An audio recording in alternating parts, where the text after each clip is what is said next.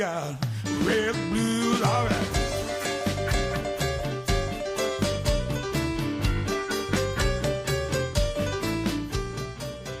So I'm John Kane, and I welcome you to Let's Talk Native on this Saturday, April 13th. While this program may not provide a path to spiritual enlightenment, we do attempt to promote, or in some cases, start a conversation. We don't do prayers, and we don't do buffalo speeches. We take a tough look at our history, oppression, and survival. We talk about culture, the arts, politics, and identity, and we may step on a few toes along the way. But the real goal here is to bring people together by breaking down what separates us. We'll take on the false narratives and provide critical thinking to all that is being heaped upon us. And we do it all right here live from the Cattaraugus territory of the Seneca Nation. So let's talk Native. But first, let me remind people that our audio streams at live at www.letstalknative.com. And we stream live video of the show on Facebook Live. Our shows are available as podcasts on your favorite podcast platform. And we post our video on our YouTube channel, Let's Talk Native TV. I am the host of Let's Talk Native, and I am assisted by Jake Proud here in studio, who's managing our video and our sound. All right. Well, the long-awaited order, I guess, is what they're calling it, by the arbitration panel. At least two of them, two of the three judges on the Seneca Nation came out. I think it came out on Thursday. I think so. It was at the end of the week. And they basically are saying the Seneca Nation has to pay, and I've heard two numbers. I heard $256 million, then I heard $266 million. So it's somewhere in that neighborhood. That they've got to pay the state, and that is only for 2017 and 2018. The first quarter of 2019 is due, basically that's coming due as well. So that'll actually take the number up to almost $300 million that there's two of these three judges, and I say two of the three judges because only two of the judges ruled in favor of the state in the first place. And the three judges would not even concur on the award because the third judge just wouldn't sign off on it. He thinks that the ruling is so bad that he wouldn't even sign off on the order for the amount. So what does that mean? There's a lot of speculation, on the side of Niagara Falls in particular, but certainly, the city of Buffalo and the state, that they better not hold their breath for the check because, and rightfully so. In fact, New York State never even put any gaming revenue from the Seneca Nation in their state budget. They just, approved their budget, and it's just not there. They knew that even with this ruling, that doesn't mean the money's flowing, which is kind of interesting all by itself. The question ends up being, well, geez, if this arbitration panel ruled in favor of the state and it's a binding agreement and it's unappealable, how could the Seneca Nation resist? Well, there's a couple of things going on here, and the Seneca Nation president Ricky Armstrong made a statement. He came out and he said two arbitrators effectively amended the agreement, the agreed upon terms of the compact.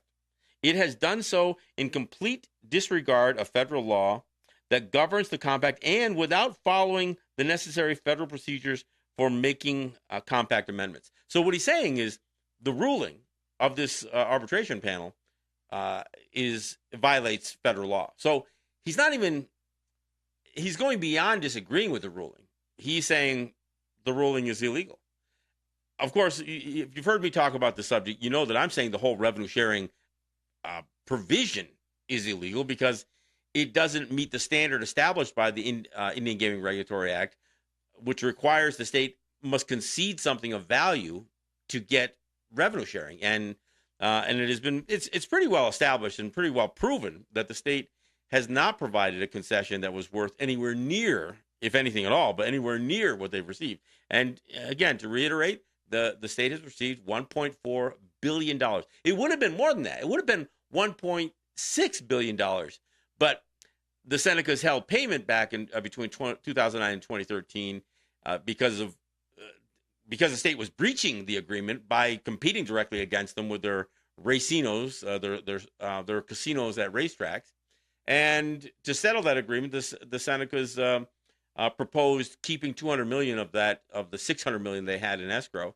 And so instead of the state having received during this 14-year period, billion dollars. They received 1.4 billion dollars. I mean, it's an absurd number to even think about, because clearly the state didn't concede something. They didn't give something up that was worth that, or worth anywhere near that. In fact, they didn't give up anything at all. What is called the concession is what they're calling this exclusivity provision. And what the state is saying, well, we're going to give you the exclusive right to do Class 3 casino-style gaming in all of Western New York. Well, wait a second. What do you mean you're going to give that to us? I mean, what do you mean you're going to give that? The state couldn't do it anyway. I mean, so the state prohibited Class 3 gaming for that entire 14-year period. I mean, it wasn't until the very end of that period that they actually went through and got a constitutional amendment that allowed them to begin the process of licensing casinos, none of which would have opened during that 14-year period. So what the state says that they conceded, or what they gave to the Seneca Nation was exclusivity, just wasn't the case. Nobody could do gaming in Western New York except for the Senecas by law, by state law. So the state didn't give up the right to do gaming. They didn't have the right to do gaming. In fact, they would have to go through a long process to change their state constitution so they could even issue licenses. So it's absurd that they even said that they were providing an exclusivity. And the fact of the matter is, and I've said this over and over again, to the extent the state could compete against Seneca gaming, they did. They turned their racetracks. In fact, throughout the entire state, they turned the racetracks into slot parlors, into casinos. In fact, they called them casinos. And based on the dispute that erupted between 2009 and 2013, based on solely on those racinos, those casinos at the racetracks, the state conceded that they would no longer call the ones in the exclusivity zone. Yeah, three of these racetrack casinos operated right in the so-called exclusivity zone. So they were taking market share right out from underneath the Senecas in the same area they claimed to be protecting them. But they agreed they would no longer call them casinos. They'd call them racinos, or just gaming and entertainment facilities. And they would no longer call the machines slot machines. And they are slot machines. I mean, by any definition of a slot machine, that's what they are. I mean, the only difference is by the program on the machines and how these machines are banked allow them to meet the definition of a Class 2 electronic game as opposed to a Class 3 electronic game. And here's the thing. The biggest difference between a Class 2 and a Class 3 game, as they were defined originally, was that a Class 3 game had you putting coins in a machine and coins coming out. They actually had a tray, and I'll remember the old days. Pull a handle, and if you won, all this change was coming out. The entire industry got rid of that. Even in Las Vegas, nobody has coins coming out of a machine anymore. It's just too inconvenient, too expensive. They all issue. You get a credit, you get a voucher, and you go turn it in for cash. That was the biggest distinction.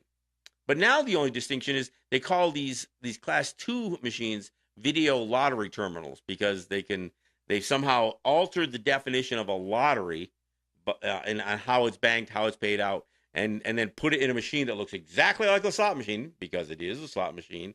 But by altering the program and altering how it's banked, they can call it a Class 2 machine. Anyway, but so New York State filled up the racetracks, which were failing enterprises. The horse racing industry nationally is just, I mean, it's just a black mark. I mean, it's a terrible, inhumane industry, and the racetracks have all failed.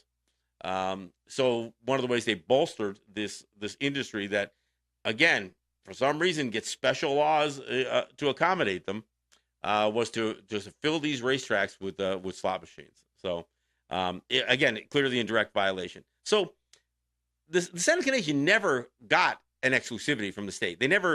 They had essentially already an exclusivity, because nobody else could do Class 3 gaming, at least not until the state would change its laws in and around 2013. At the end of 2013, they did a referendum, and they legalized the state to issue 3 licenses for Class 3 gaming, and so that's what they did. And they didn't even open until this whole issue of this 14-year term of the compact with the Senecas and the state would essentially go out of its initial term and into the renewal period. So, but getting back to what Ricky's comments were, I mean, and I'll look. We can discuss this, and I'll continue to discuss the fact that the revenue sharing itself violates IGRA. But Ricky makes a pretty good point here, and the point that he's making here is that by disregarding the process for amending a compact, because essentially what this arbitration panel did was they acknowledged that the language in the compact, it really does suggest that it was only 14 years. Because that's what it says. There's nothing in the compact that says any payments continue past 14 years. But the 2 white guys on the arbitration panel decided that, no, we've got to somehow make this work for the state. The state, they've already got fixed in their mind, like so many other white people, that the Senecas have to pay the state something.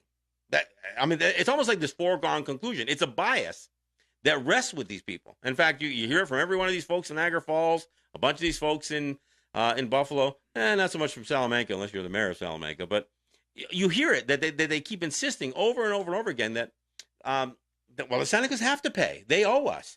And of course, most people think that native gaming just owes the state for the right to do gaming, and that's simply not true. I mean, it's simply not true. The only way revenue sharing can exist is if the state concedes something, and this goes beyond buying the property. And it's certainly, the concession isn't the state doing a gaming compact. That's required by law. I mean, so anybody who thinks that, I'm sorry, you're just wrong. You're just wrong. I mean, and that's not my opinion. That's just the way the law is written. But what's happened here, because 2 of these arbitration judges chose to rule in favor of the state, what they're saying is that the compact that the Senecas renewed at the end of 2016 is not what they thought they renewed. They're saying, look, we're telling you what you renewed isn't what you think you renewed. So what you have now is a compact that you don't agree with, because you renewed a compact that laid out payments only for 14 years. But that's not what we're saying the compact is anymore. We're saying the compact, since it had you paying for 14 years, we are saying, us 2 white guys, we're saying that if you paid for 14 years and that compact is renewed, we're saying you have to pay for 7 more years. There's no language that says that. There's just 2 white guys saying that. So essentially, what exists today, because of these two judges, is a compact that hasn't been agreed upon. So how is that a compact at all? And I've posted this a little bit. There was really only 2 ways these arbitration judges could rule.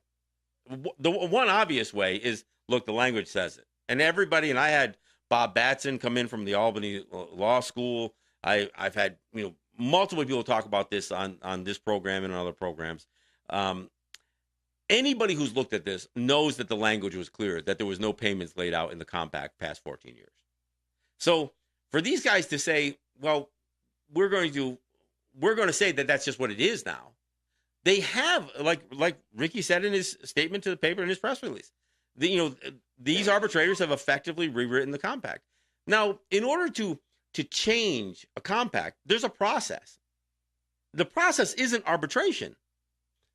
For 6 months leading up to the renewal date, which was at the end of 2016, the last day of December 2016, for 6 months prior to that, maybe even a little bit more, there were certain dates that if the state had concerns or amendments in language or policy or something associated with the compact, they were supposed to submit that request in writing to the Seneca Nation.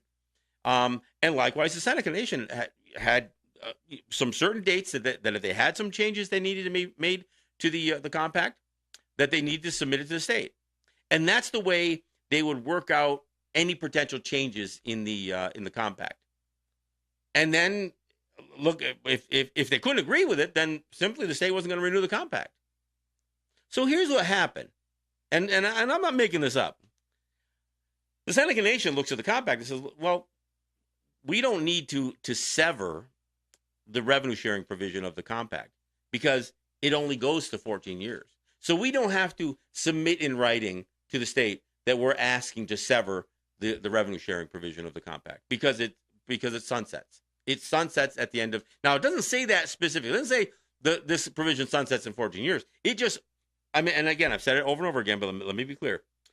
This revenue sharing provision called for 18% of the net slot drop, and that's the money put into a slot machine minus the payout. 18% of that went to the state in years 1 through 4. In years 5 through 7, that percentage went up to 22% of the net slot drop. And in years 8 through 14, that percentage went up to 25% of the net slot drop.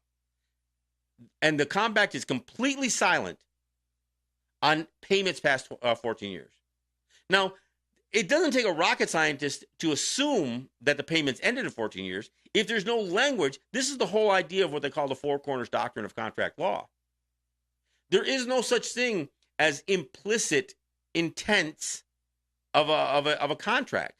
It's either explicit, meaning it's laid out. It is clear and defined in the contract. And you know what? And here's the thing. If it isn't, then if there's ambiguity, and this is the way it's always been with treaties or anything else, if there's any lack of clarity or ambiguity when it comes to treaties or agreements with Native people, the standard has always been then you've got to rule in favor of the Native people. You've got to accept their interpretation of it, because the assumption is the state has the most sophisticated lawyers around. That if the state, there's a higher standard put on the state for their role in crafting this compact than the Native people. And I don't think that's unreasonable. And I mean, it's not tipping the scales that much. It's just that, look, you guys should know better. And when you look at the language of the compact, it is clear that it was only lays out payments for 14 years. So when these guys make this leap, what they're saying is that even though the language isn't there, we're going to use this legal principle they call past practices, which shouldn't have this much weight in a contract or a compact interpretation. But here's the thing: there was only two ways for really legitimately. There's only two ways this arbitration panel could have ruled, and they almost did this. They should have either ruled in favor of the Senecas because the language is what it is, but the one judge, not the one appointed by the state and not the one appointed by the Senecas, but the one that those two judges agreed upon, he was the one who was pressing the issue a little bit more. And he was saying, look, you need to work this out. You need to work out this agreement. But he stopped short of saying, look, you currently have a compact that you guys don't agree upon. That's the bottom line. So whether we've got to debate whether this thing is really a renewed compact or not. That's what should have been played. Either you had to rule in favor of the Senecas, or you had to say, look, you guys you essentially don't have a compact, because if you aren't in agreement, we can't dictate to you, to either side, really, any more than what the language says. So the only way they could have accommodated the state was to tell the state, look, if you legitimately renewed this compact, not knowing that the language was this obscure, then you don't agree with the compact. And here's the crazy part about that. And I gotta step to the side a little bit. The state knew it. The state knew that language was in there. In fact, Niagara Falls knew that language was in there. Both Niagara Falls and New York State knew that the language in the compact was silent on payments past 14 years, and they kept their mouths shut. This whole thing was a strategy. This was a strategy by the state. The state didn't want to say, hey, look, we need to fix this language. 6 months before the renewal, we do have a problem with the compact. The language is a little unclear. This isn't, anybody who says, well, shame on those state judges. They just didn't catch it. Or the state lawyers, they didn't catch it. They caught it. This was a legal strategy by the state. The legal strategy is, we'll load up the arbitration panel with a couple of white guys. The Senecas only get to point one guy, and we'll get the ruling our way. That was the strategy. That was their bet. That's the wager they placed on this thing. because they knew the language. They knew what the language was, just like the Senecas. The Senecas aren't better at English than the white people in Albany are. I mean, that's absurd to even suggest that. But this arbitration panel, and again, this one judge was saying, you know what, you guys need to work this thing out. But he didn't give what really should have been the ultimatum. The ultimatum says, if you guys can't work this out, then you don't have a compact. Now, frankly, that scares both sides.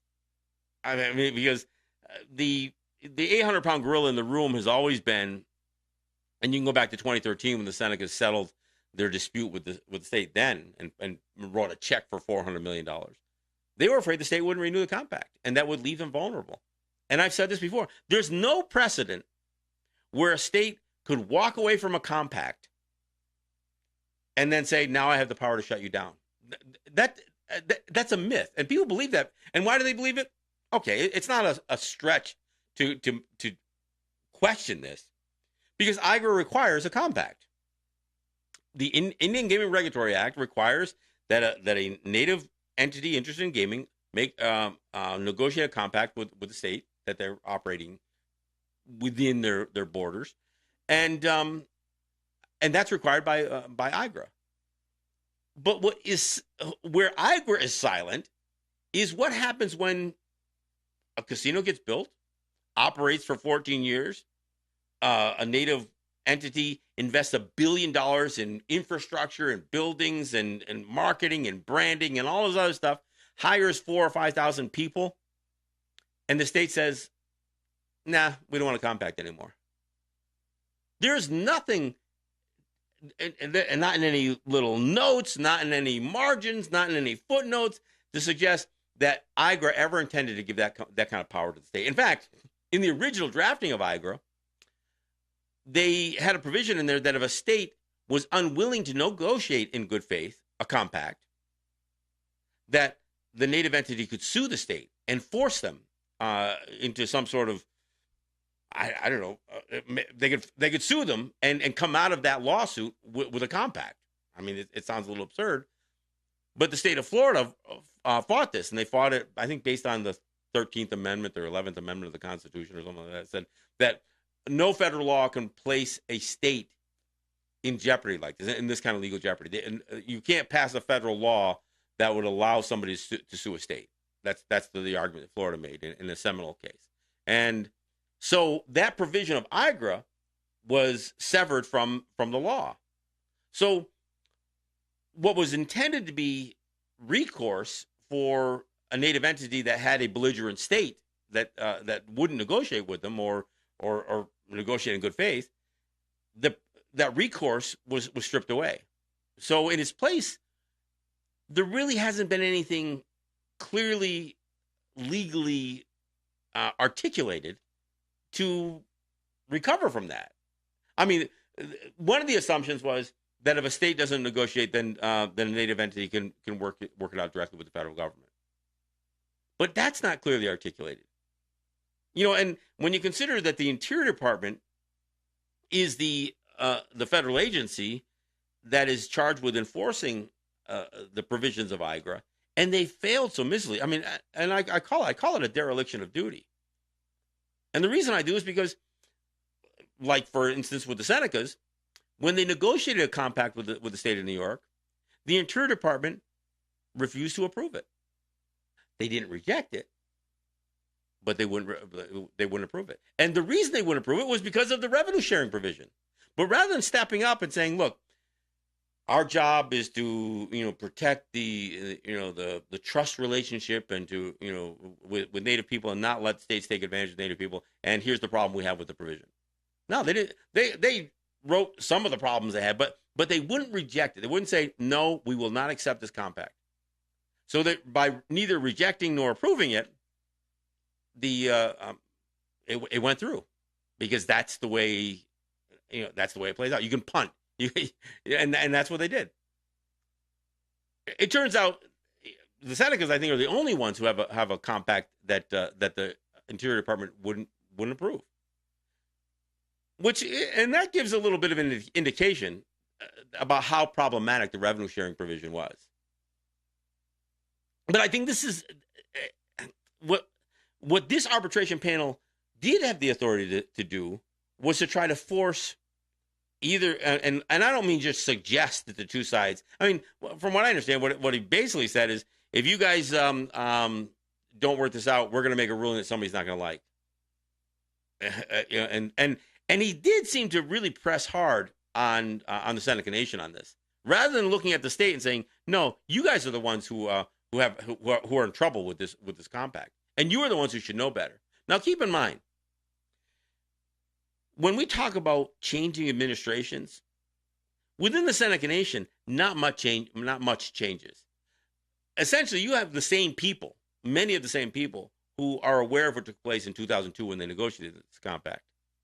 But on the state and federal side, it's been a complete changing of the guard. You've had Republicans and Democrats sitting at the White House. You've had Republicans and Democrats sitting in the governor's mansion. In fact, the Seneca Compact was negotiated with George Pataki, a Republican governor.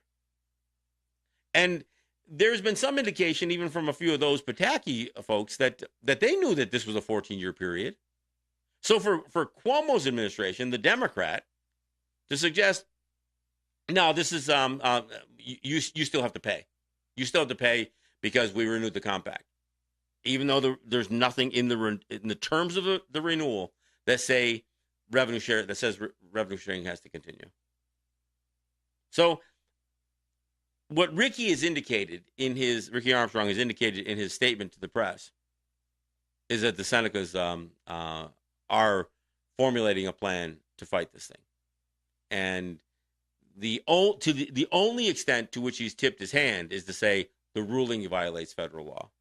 Now, as I've said multiple times, it's more than just this arbitration ruling that violates federal law. The whole provision violates federal law.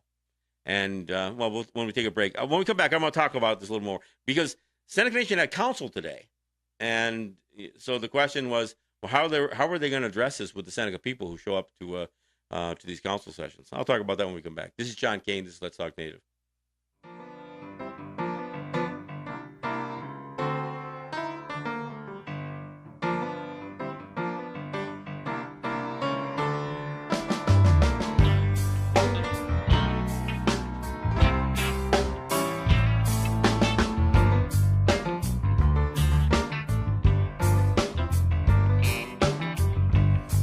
Comes up on another day. Same faces smiling my same way. I know she feels the same way too. Damn, it's just you. Well, maybe I'm not the romantic kind. No candlelight dinners and no fine French wine. I love you, baby, but I forget to say. I know it's wrong, but I'm just that way. Feel the light, feel the light. Something going on.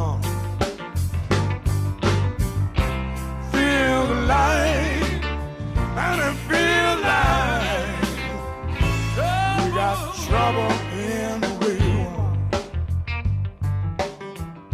I'm here to tell you it wasn't always this way. You used to call me baby 10 times a day, and now the only call I ever get from you is from the bar. Half past 2. Feel the light, feel the light. Something going on.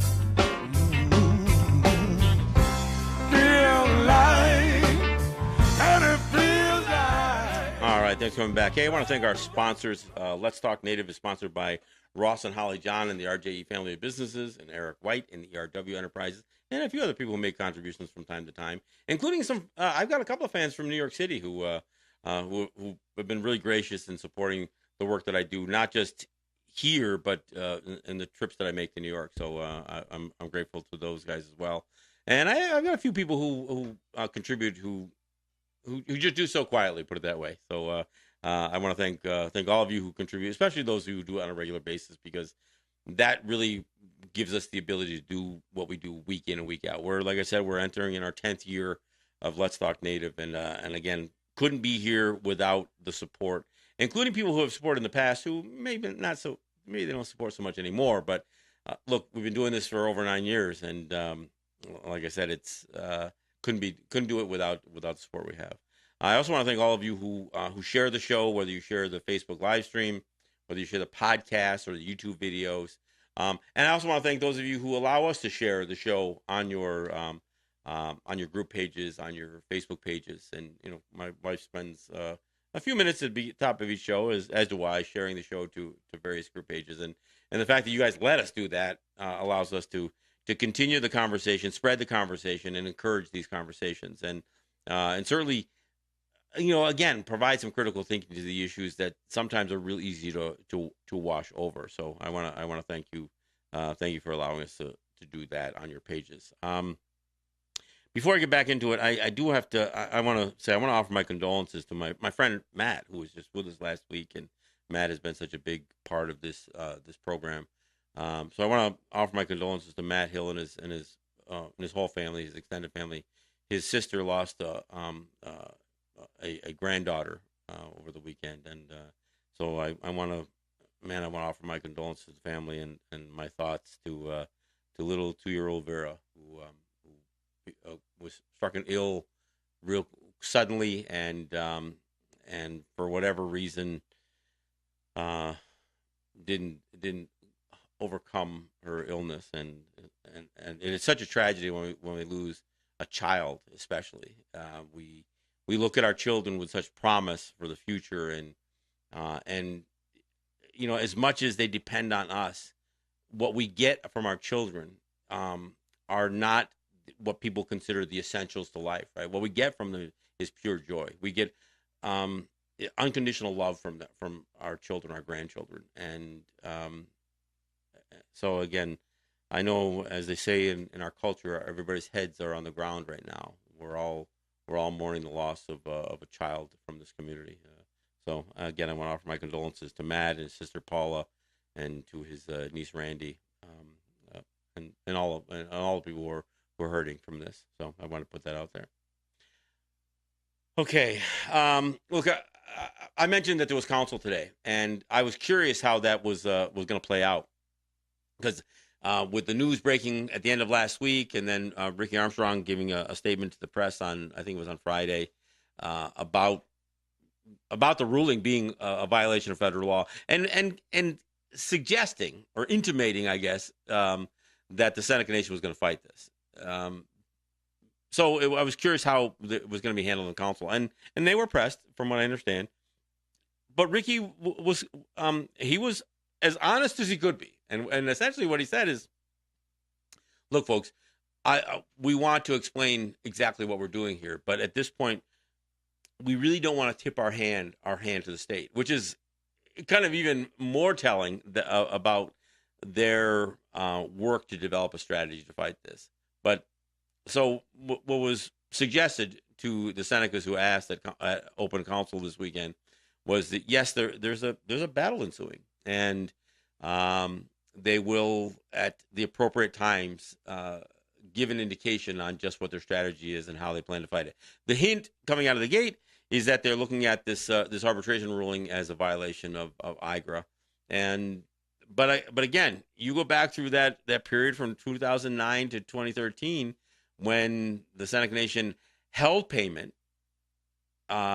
pending resolution of this dispute over their breach of the exclusivity deal, a breach that the state would surrender $200 million for. You can tell that there was tensions there. But as I was saying in the first part of the show,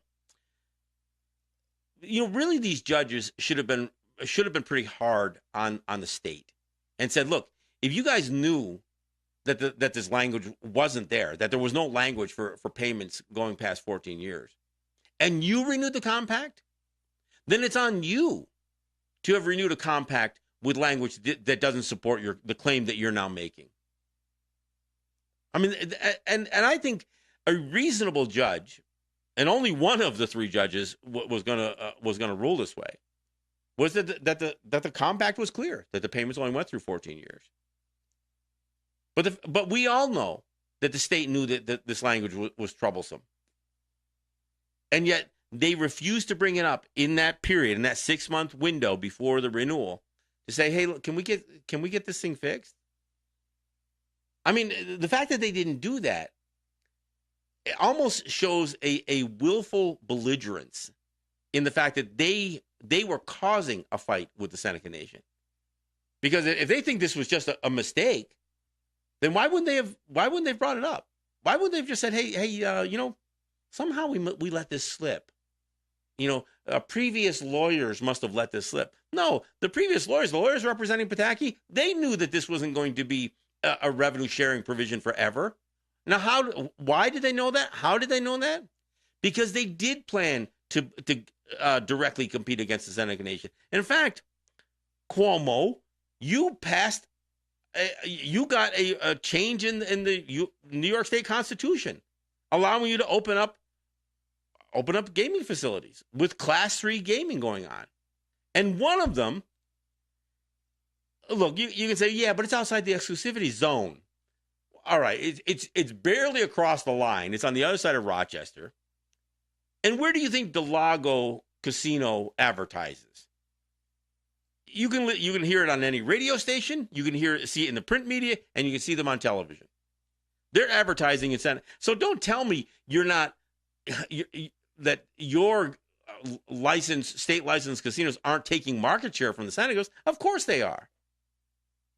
And I've said this all along. With every slot machine that they put in a racetrack, it diminished any argument the state could make of the value of their exclusivity provision. I argued from the beginning that it had no value because they weren't conceding. They weren't not building casinos because of the compact. They were not building casinos because their laws prohibited it. That's not a concession. That's your state laws. And you know what? Here's the crazy part. You know why state law prohibited casinos? Because of organized crime. Now, how strange is it that this governor is literally trying to extort money out of the Seneca Nation, which is exactly what Iger was supposed to do. Two things. It was supposed to protect gaming interests from organized crime in states. And to the extent that they're the same thing, like with New York State, it was supposed to protect them from both anyway, or when they're one and the same. And the crazy part is the entire gaming industry was built primarily by the Seneca Nation. Yeah, the Oneidas did gaming, and up in St. Regis they do gaming, but the large, the overwhelming facilities and the large facilities were the ones the Senecas built. So that the gaming market, the casino market in New York State was built by native gaming. The state didn't build it. They started grabbing pieces of it almost immediately by putting these slot parlors in those racetracks. Hell, at Turning Stone, they've got a racetrack that's only 3 miles down the road, filled with slot machines.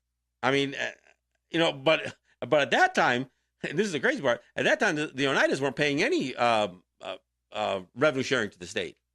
They wouldn't do that until they got squeezed for land claims, which is even more absurd.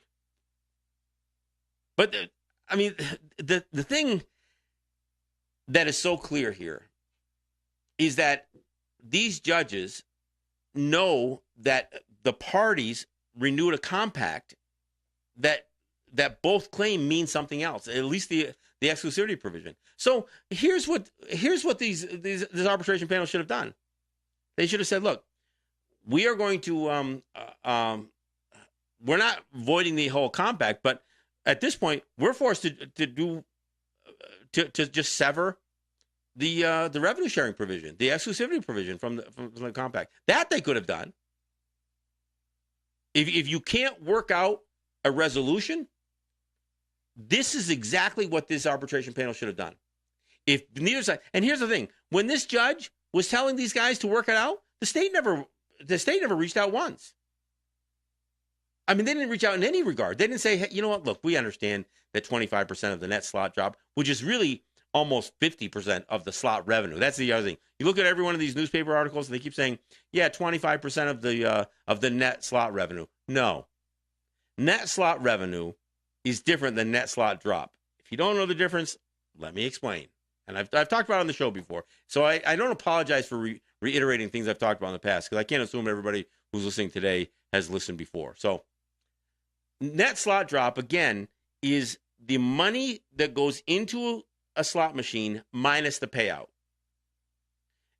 And what's left is the net slot drop. Out of that net slot drop, 25% was going to the state. Out of the 75% that the Senecas kept, so what do they get to do with that? Well, the first thing they had to do is they had to pay for everything.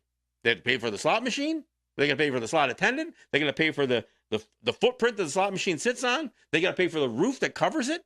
They got to pay for the electricity that comes into it. They got to pay for all the administrative staff, everything. Every payroll for the Seneca Nation, especially, and not just Seneca Gaming, but all these payrolls. Thousands and thousands of people that work at these gaming facilities are being covered by the 75% the Senecas get to keep.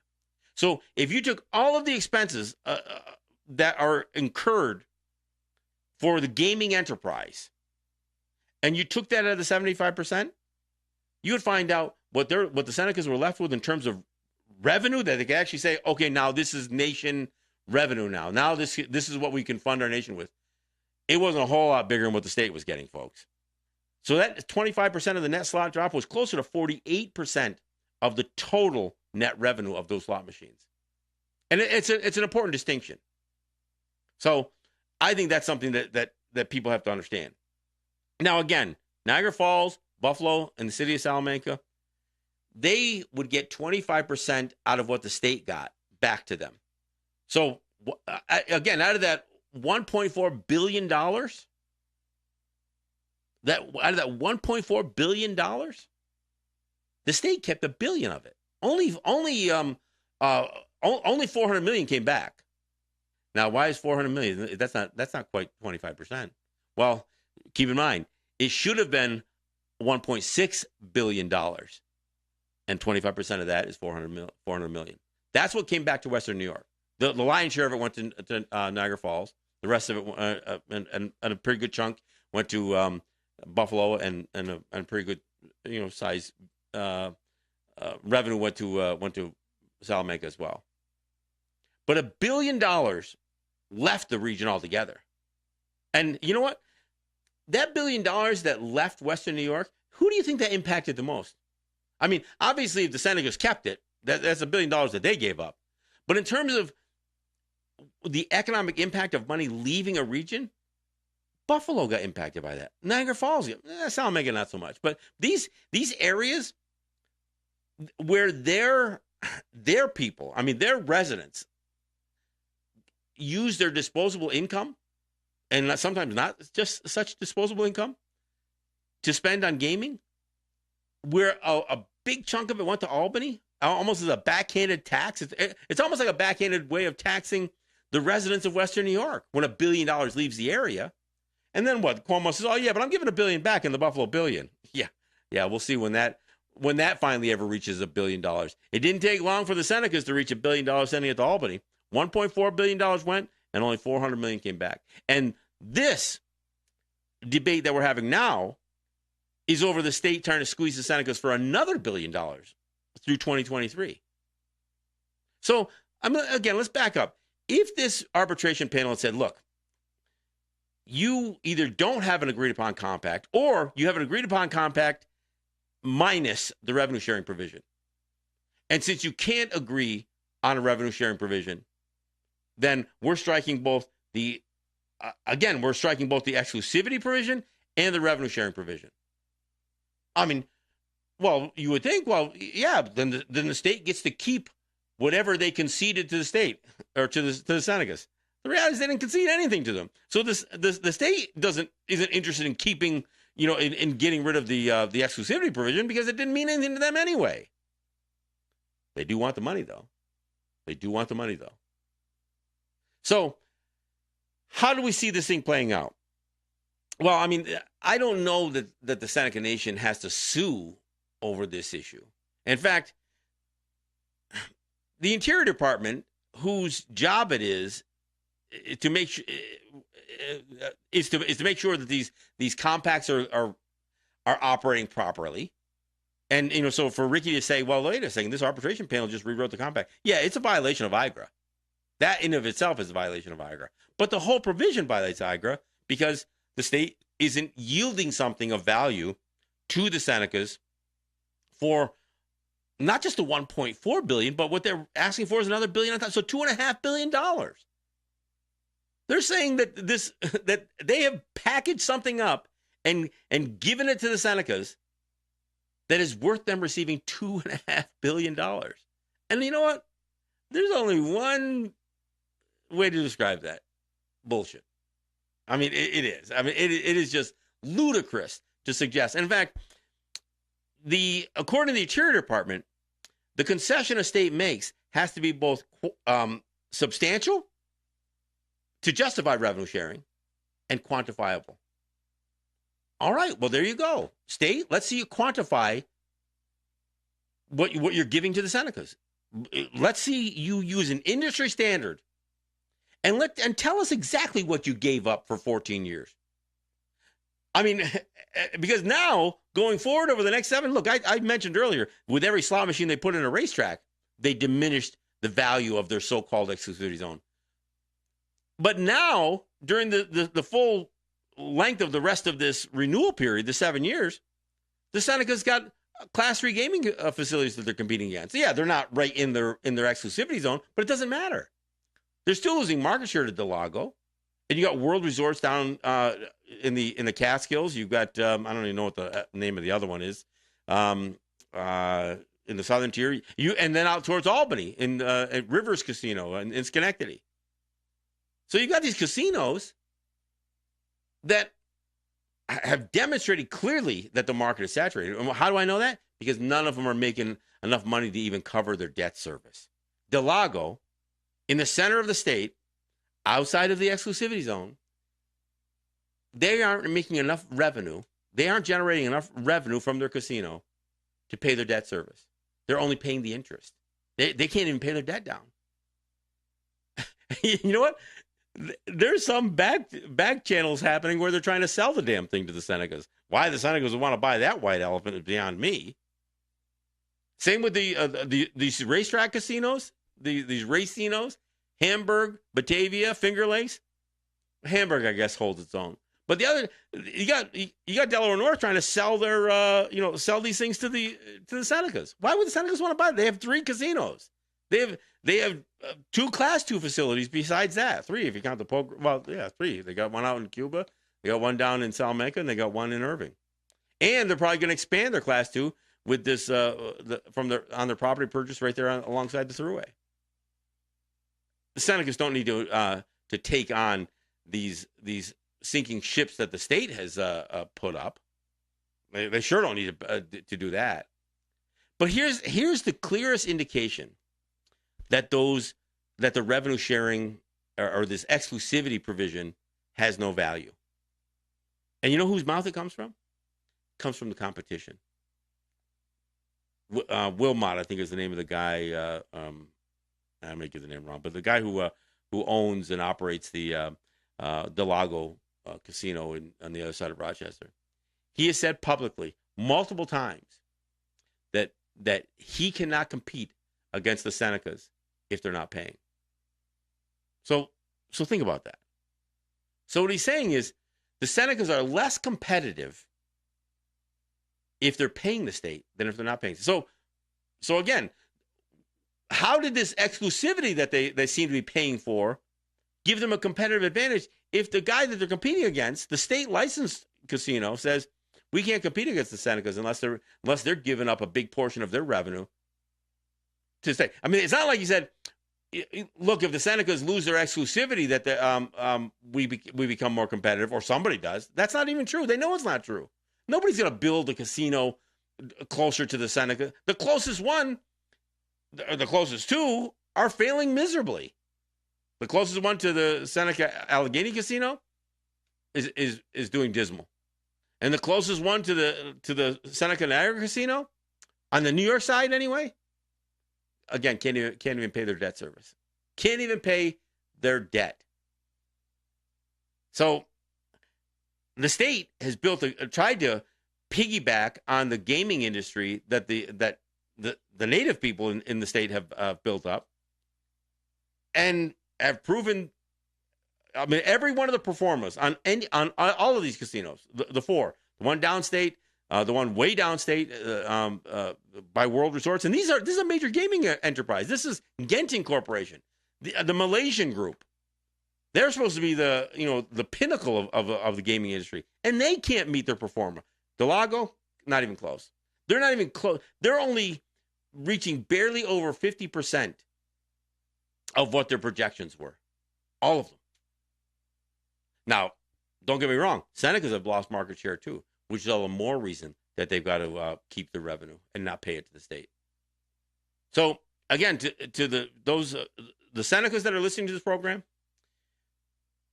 I think it was you gave Ricky Armstrong the space today when Ricky suggested to you that they don't want to tip their hand yet. I think you accommodated that.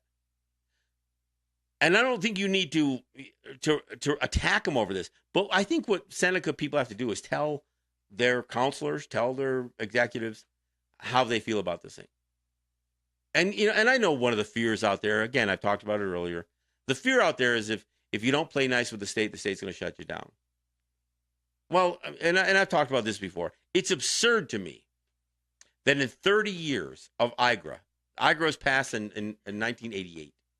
In 30 years that IGRA has existed, that anybody should still have the question that whether a state could walk away from a compact and shut somebody down. I mean, it's absurd. I mean, it's not like the Senecas are guilty of something. It's not like they're violating some law or anything else. I mean, the only thing the Senecas are trying to do is get out of this revenue sharing agreement that they believe termed out in 14 years. Why? Because the language says that. That's what the Senecas want to get rid of, is take your exclusivity and we'll keep our revenue. Because you never really gave us an exclusivity in the first place. But the fear is that the state says, well, if you don't give us money, we won't sign it. We won't renew the compact. In fact, we're going to renege on this compact because you aren't paying us money. We're going to consider the entire compact in breach because you're not giving us your money. I mean, that's absurd. And at some point, somebody has to have the courage to step up to this thing. In New Mexico, just 2 weeks ago, again, New Mexico is another one of those states where the Interior Department is just in pure dereliction of duty. None of the gaming enterprises, and I don't know how many there are altogether, but none of the gaming enterprises, native gaming enterprises in New Mexico, has an approved compact with the state of New Mexico. In fact, New Mexico's compact is even worse. I mean, I used to joke that the Senecas wanted to do gaming in the worst way, and that's what they did. But it wasn't because of the revenue sharing provision that I thought the gaming compact was bad. That's not the one I had a problem with. The problem I had with the Seneca gaming compact was the fact that they altered their land acquisitions provision from the Salamanca Lease Settlement Act, and they agreed that they would only purchase property for a couple of gaming sites, and any other property they purchased would be non-commercial or kept on the tax rolls. That's the one I had a problem with. But again, I digress. In New Mexico, all of the native gaming enterprises exist without an approved compact. The Interior Department, and why? Because the Interior Department had problems with how aggressive the state was towards trying to suck revenue out of them. But see, even though they're getting revenue sharing for essentially offering nothing, that wasn't even enough for New Mexico. New Mexico said, you know what? If you're giving away promotional dollars, we need to get our piece of that too. So the free plays that you give, I mean, for those of you who go to casinos, you know what a free play is. You can't give that away unless you give us a piece of that action as well. So they were trying to go after, I think it was like 3 of the gaming enterprises there who do a lot of this promotional activity, said they were trying to get him for another $60 million. I mean, look, it's not the $260 million that New York State's trying to get after Senecas for now. But they're saying, we even want a piece of the free play action. And I'm going to applaud, because the 3 of those native gaming interests in New Mexico fought the state. Again, sometimes we're scared to do that. We're afraid that the state's going to walk away from the compact and leave us high and dry. But they fought them, and they actually won. So a federal court in New Mexico ruled against the state. Says, you can't squeeze them for free play promotional dollars. Are you crazy? Now, here's the other thing I got to say. And I've had a few people post it on my group pages. Why don't you just do class 2 and tell the state to screw off? Well, that is a good fallback position. In worst case scenario, if the state had the full force of the federal government behind them, walked away from a compact and said, there, now you can't run class 3. If somehow they could get away with that, well, the alternative would be to just turn the casinos into I mean, as close to that edge of class 2 and class 3, but turn them into class 2 facilities. I think that's a good fallback position. However, I don't think that should be a strategy to employ. Class 3 gaming makes more money. So why give that up? And why give it up to the state, give up class 3 gaming just because the state's trying to be a bully? Look, worst case scenario, if that's what you have to resort to is running class 2, then by all means do that. So for anybody who thinks that, I mean, think about this. When you say class 2, and when I say class 2 gaming makes less money than class 3, and we're really talking about the slot machines here. And we are now, if you think about it, and the Senecas right now are paying almost 48% of the slot revenue, net slot revenue, to the state. It just makes you wonder, would class 2 games make only 48% of what class 3 machines make? I don't know. Maybe it would be a wash in the end. Maybe that would be a wash. And then you could rid yourself of the state and the federal government and all of it. I don't know. I know class 2 gaming makes less revenue than class 3. I don't know that it makes half as much. But I think you have to do the calculus here. You've got to do the math. And when you do an honest assessment on the percentage that the Senecas are paying the state, it's a lot closer to 50% than it is 25%. A lot closer, because of how they're calculating what the revenue sharing actually is.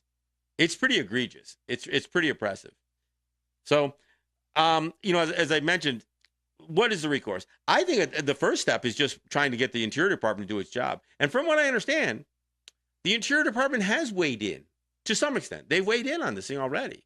So there's been commentary. In fact, they did it in the beginning when they said, look, in order for revenue sharing to be legal, the state has to provide something that is both substantial and quantifiable. I mean, that's pretty clear language.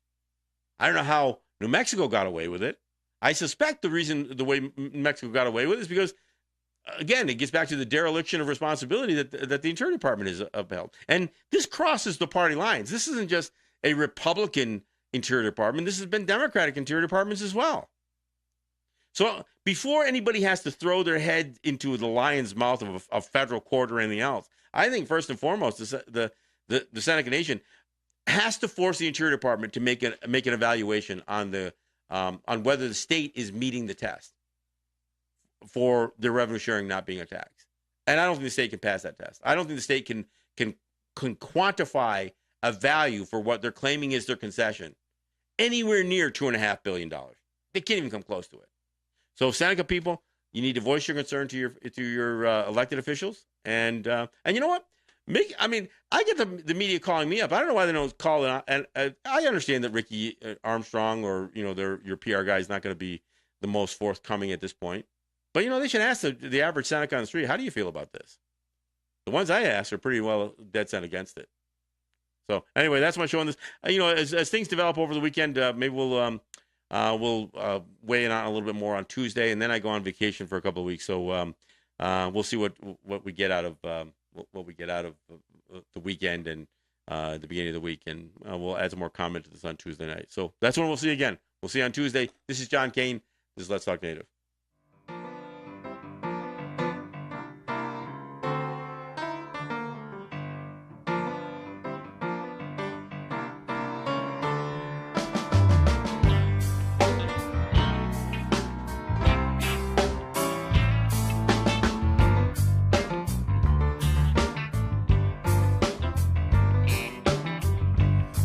Comes up on another day.